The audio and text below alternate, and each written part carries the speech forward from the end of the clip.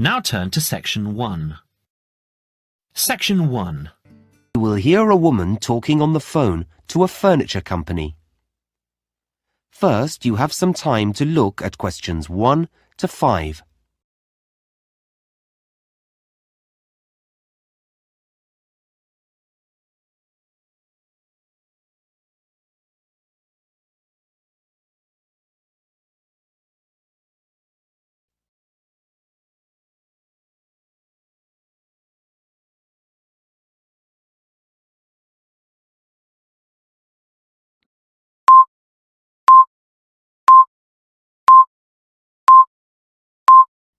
Now we shall begin.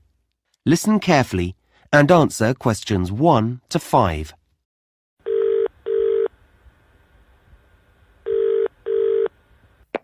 Good afternoon, KT Furniture. Can I help you? Hello. Yes. I'm setting up a new office and I don't have internet access yet, but I'd like to place an order for some furniture. That's fine. You can do it over the phone and I can fill in the form for you this end. Oh, great. Thanks. I just need to take a few customer details first, if that's okay. Yes, fine. What name is it? My name? Yes. Oh, it's Sue Brown. Sue Brown. Thanks. And what's the name of your company, Miss Brown? It's a clothing company. It's called Dress Your Best. Okay, I'll just note that down. Dress for best. No, Your Best. Oh, right. Got it. So you make smart clothes? Yes, formal dress for weddings and special occasions. We also repair and alter clothes. I see. And where are you located? What's your postal address? Right, well, we're on Kirby Trading Estate. Kirby. How do you spell that? It's Kirby. Oh, I know that area. It's New Hampton Road, isn't it? Yes, that's right. Number 210 in South Down. Okay. And can I have a contact number for our delivery man? Sure. It's probably best if I give you my mobile number. Okay. The number's 09356 788 545. Okay. 778. No, 788 545. Oh. Okay, that's great. Now, just a couple more questions before I take your order. Fine. We have 2 delivery dates this month, and you should be able to have either. When are they? Well, there's one on the 16th of the month, but there's a charge of $40 for that one. Oh, that's a lot. Or there's option 2, which is the end of the month. I'll have to confirm the date later, and that's a free delivery. I'll take option 2, thanks. I don't want to pay a charge. Okay, I'll note down no charge. We haven't organised the office yet, so there should be plenty of time. And lastly, you don't have an account with us, so how would you like to pay? Oh, I'll pay by credit card. Okay, will that be Visa? Is American Express okay? Absolutely fine. Before you hear the rest of the conversation, you have some time to look at questions 6 to 10.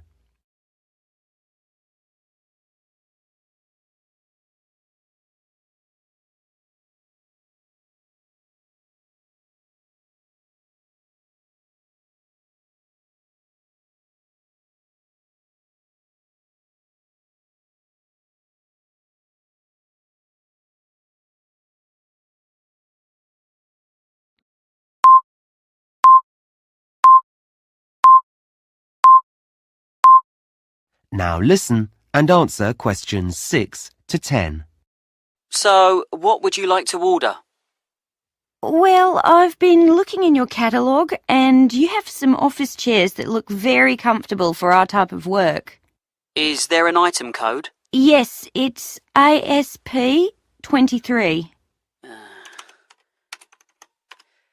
OK, those chairs come in pink, white and black. Yes, the pink looks nice, but I think the darker colour's better for us. You can see light materials on it more easily. That's true. We'll have 5 of those, I think. OK, I've got that. Anything else? Do you have any striped mats? I'm sorry, not at the moment. They're out of stock. We should have some in next month. Never mind. I'd also like 2 of your glass desks. Oh, they're lovely, aren't they? Yes.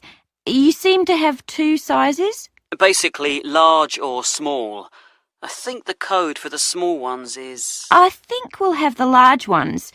The code here is TG586. OK. So, that's 2 glass desks. Any lamps for those? No, we have to get special lamps for our work. Oh, I see. Do you have another supplier for those? Yes. We do need some furniture for our customers, though. OK, for a waiting area or something? Well, we have to discuss the work with them, so we need a nice sofa. Something soft and... I thought leather.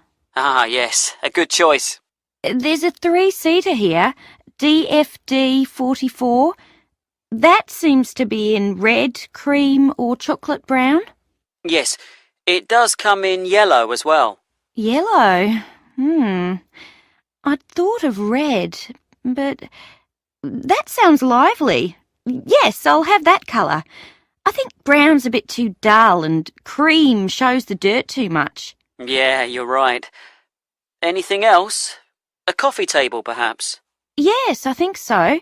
Maybe TX22, the silver one? A very good choice. Well, that's it, I think. OK, I'll just add that up for you, and then take your credit card details. You now have half a minute to check your answers.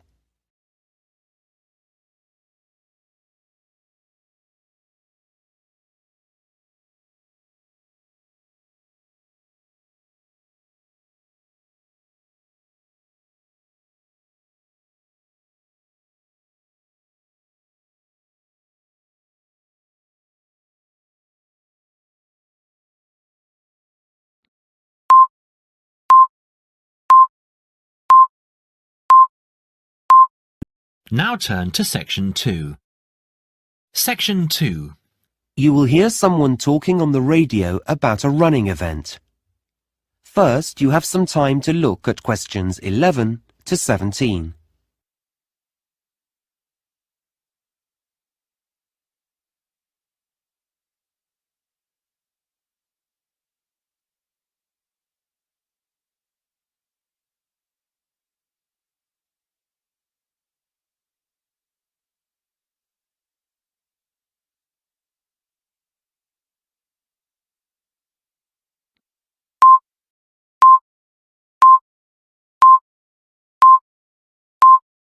Now listen carefully and answer questions 11 to 17. Now, we're grateful to Fred McKinnon for coming into the studio today to give everyone a few tips about the city marathon that's taking place next Saturday. Thanks, Shweta. Yes, we're all very excited about the big event. Let me just remind listeners that a marathon is a 26-mile or 42-kilometre race, and this year we have 12,000 runners taking part. So, if you're thinking of going out to support the runners, and I know that many of you are, here are some tips to help make your day more enjoyable. First of all, be certain to plan your day. Don't leave everything to the last minute. Many roads are going to be closed. We don't have exact times for these closures yet, but my big advice to you is don't rely on your car to get you anywhere. In fact, the best way to get around the town will be on foot. You may choose to cycle, but you still won't be able to go on roads near the runner's route.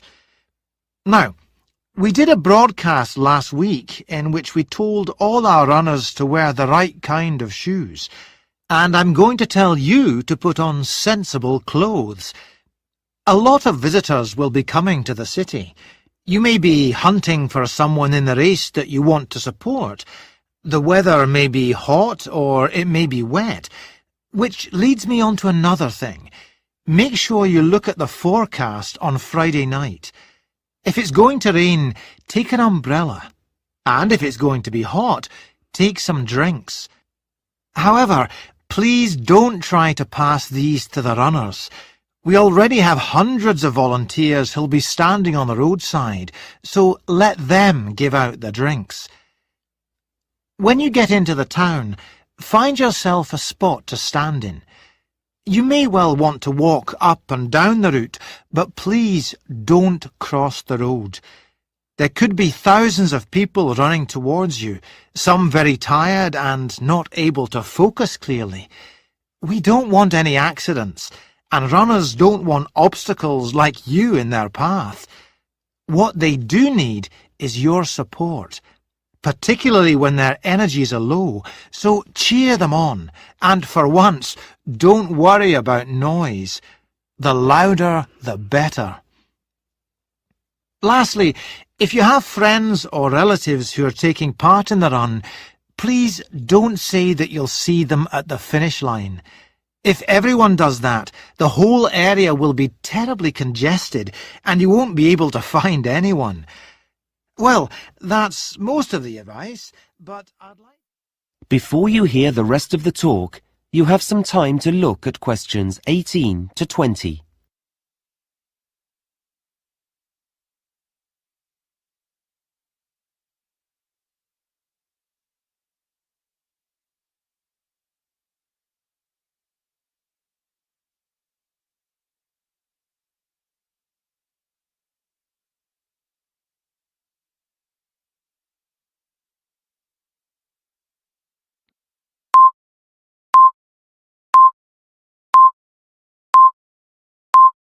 Now listen and answer questions 18 to 20. Now, I mentioned transport earlier, and I've just got a few more bits of information about travel on the day. As I said before, roads in the town centre will be closed, but if you need to be picked up at your home, then you could take a taxi some of the way. Unlike the trams and trains, however, they'll be held up on the roads, so passengers shouldn't expect them to be as punctual as they normally are. Don't be put off by this, though. There'll be extra drivers working that day, and you'll get one eventually. If you're meeting up with friends and want to be around when the runners set off, that's 9 a.m. by the way, whatever end of the city you're coming from, I'd say use the trams. They still have routes that cross roads, and this will inevitably lead to some problems, but they're likely to have more reliable timetables than buses at this time of day. And, as you know, unlike taxis, they can carry plenty of passengers. Lastly, the buses. Quite a number of bus routes will be altered slightly, and it's already been decided that some will be closed. There won't be fewer drivers, but they will be operating on different routes, and some will have longer breaks than they normally do. We'll be including a full list of all the bus routes and numbers, and where they'll be going, in this week's local paper, so look out for that. Well, that's it from me. Back to you, Shweta. Thanks very much, Fred. You now have half a minute to check your answers.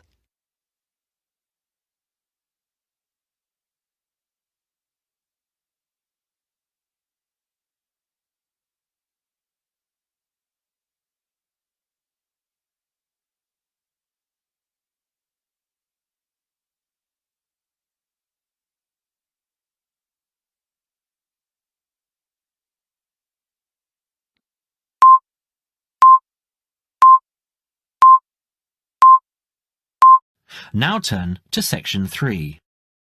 Section 3. You will hear a tutor and a student discussing a seminar. First, you have some time to look at questions 21 to 26.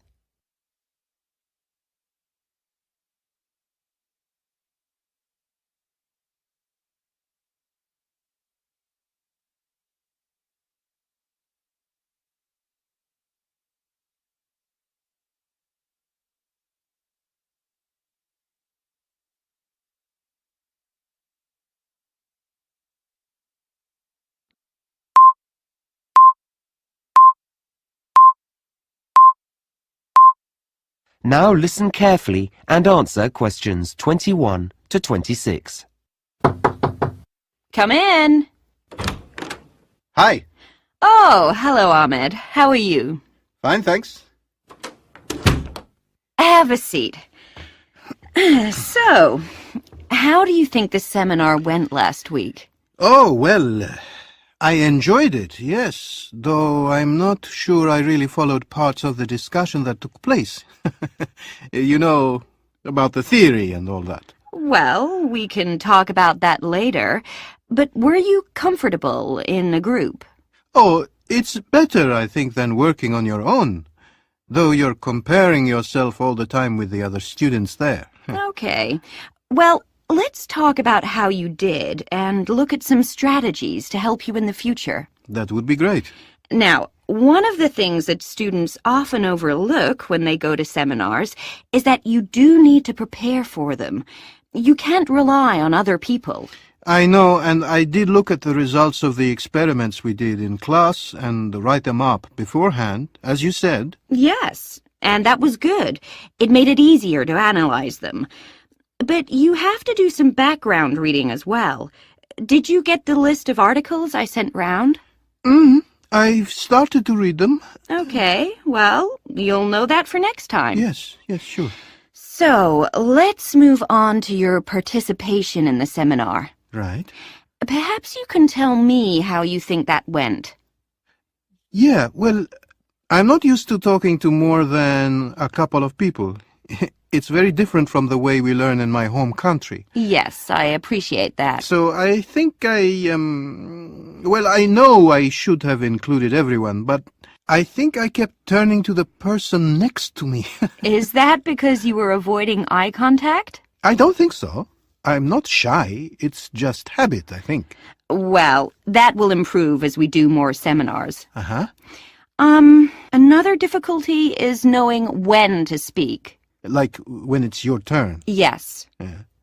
I felt I did wait for a pause. Yes, you handled that quite well. The thing I'm really concerned about is keeping up with the discussion. Does your mind wander off? Sometimes.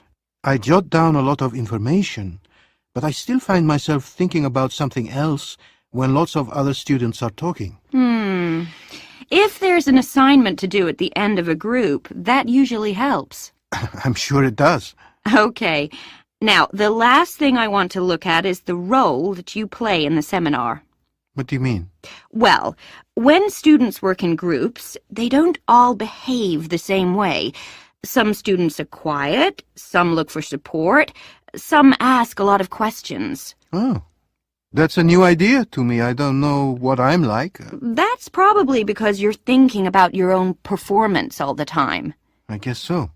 I mean, should I be different in some way? What I would say is that when we do the next seminar, you should look more at the people around you. You know, look outside yourself. Like ask myself how they feel? Yes, or what they're looking for from the group. Okay. It doesn't take much, but it's important to watch what other students are doing. Okay, I'll do that. Fine. Now, I'm going to suggest... Before you hear the rest of the conversation, you have some time to look at questions 27 to 30.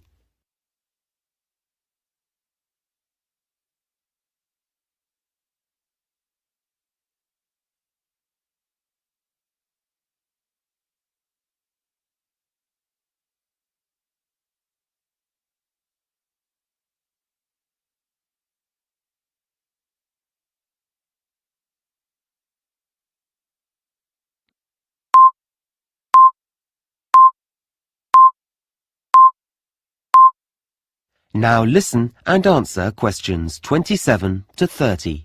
Now, I'm going to suggest a couple of strategies for next week's seminar. Okay. That's great. I need to participate more. Well, it's not a question of saying more, but we need everyone to feel comfortable about giving their views. Then the discussion is better. Yes.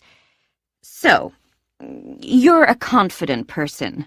Should I make sure I'm near someone who's quiet? You can do, but it's more about how well you pay attention to other students. Okay. So I need to be attentive. Yes, and then encourage someone else to say more by saying, "What did you mean when you said," or "What do you think about the idea that..."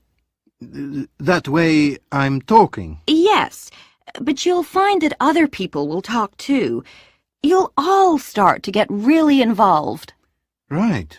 They're good suggestions. The other thing that can really help is the way you take notes. Yeah, I know I write down everything, but I should be stricter with myself. Well, you actually need to think a few days ahead. Really? Yes. What's the topic, and what's the best way of making notes? I see. So I have a strategy when I walk in the room. Exactly.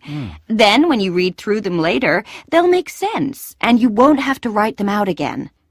I always have to do that. The other thing I would say is that you should include a small column in your notes where you can jot down things you want to go back to before the seminar ends. Like a reminder. Yes. Notes aren't just for later. You can use them as a prompt when there's a pause in the discussion. That's been really helpful. Okay. See you in class tomorrow. Thanks. You now have half a minute to check your answers.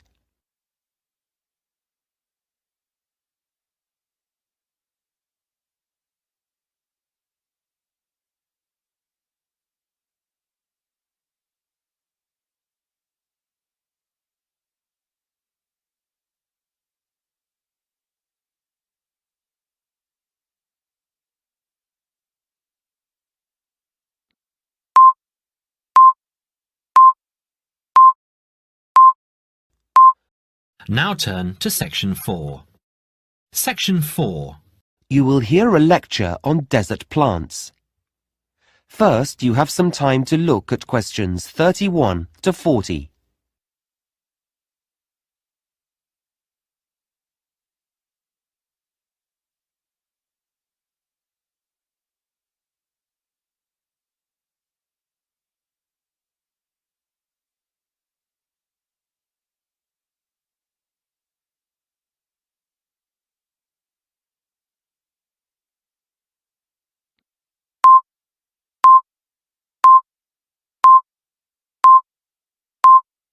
Now listen carefully and answer questions 31 to 40. In today's lecture, I'm going to continue our work on plants and talk about plants that live in the desert. Now, just a bit of background information first. As you know, about a third of the world is covered in desert, and the sort of area they're found in is important. Deserts are usually created because the area of land where they lie is located in something that's called a rain shadow. Now, this is a region that's beneath a mountain range, and what happens is that the wind blows over the mountains towards the area, but as it does so, the air loses its moisture and becomes very dry. Because of this downwind location, rainfall often totals just a few inches a year, or in some regions, there's absolutely none. And you can imagine the effect of this. It means that whatever rain does fall evaporates quickly from the ground, and that makes the soil salty, and also leaves behind a whole range of other minerals as well. Now, despite this, deserts are home to many living things. In fact, they're second only to tropical rainforests in the variety of plant and animal species that live there. So, how do plants grow in a place that's so dry? Well, they're specially adapted to do this. In fact, many of the fascinating features of desert plants are adaptations. These are traits that help the plant survive in its harsh environment. And desert plants have two main adaptations. The first is that they have an ability to collect water and to store it. Some have large root systems and amazing internal water storage systems. The second adaptation is that they have features that can actually reduce water loss, and these are often very special leaf designs or additions to the plant structure. So let's have a look at some examples. Desert plants often look very different from any other plants. Okay, this first one is the saguaro cactus, which grows in North America. It looks a bit like an open hand with long fingers. This plant has a large network of roots that extend far, far away from its trunk, and these roots collect water after rain. Then the water's taken here to the green stem. This is where all its water is kept, and it keeps the whole plant alive until the next rain comes. It's a pretty, woody plant. In fact, its skeleton is actually used in building materials, so it's quite strong. This next plant is called the barrel cactus, named because it does look rather like a barrel. It can grow up to 1 meter in height, which is pretty big, and it has long yellow spines. Now, this plant has an interesting adaptation because its shape allows it to expand when it rains, hence the barrel, and store water in its spongy tissue. But then it shrinks in size during dry times as it uses the stored water, so that's a clever design. This third cactus, often just one plant reaching upwards, has these white hairs all over its surface. It's called the old man cactus because of the white hairs, and these help the plant reflect the hot desert sun. So this adaptation is a water conservation aid, if you like. Another adaptation, not directly connected with water, but with survival, is found on something like the prickly pear cactus. There are hundreds of these in the Mexican desert. I'm sure you've seen them on films and adverts. Yes, so because desert plants store water in their spongy tissue, animals will eat them. So the plant has sharp thorns, specially designed to prevent the predator from being able to, well, get near it at all. Our next plant is called the desert spoon. This plant has long leaves that fan out, and they're very succulent because they can also store water inside. However, they're also usually very tough, and this helps keep the water inside and also makes them less tasty. Finally, we come to the aloe plant. This is one that many people keep in their homes. It's an attractive plant which has leaves that look and feel rather waxy. This surface behaves in a similar way to a plastic wrapper and helps the plant to hold the water in. It's a wonder plant, this one. Its juice has been used as a medicine for centuries, and even today you can find it in products on the pharmacist's shelves or in creams and lotions. Okay, well, we're going to take a closer look. You now have half a minute to check your answers.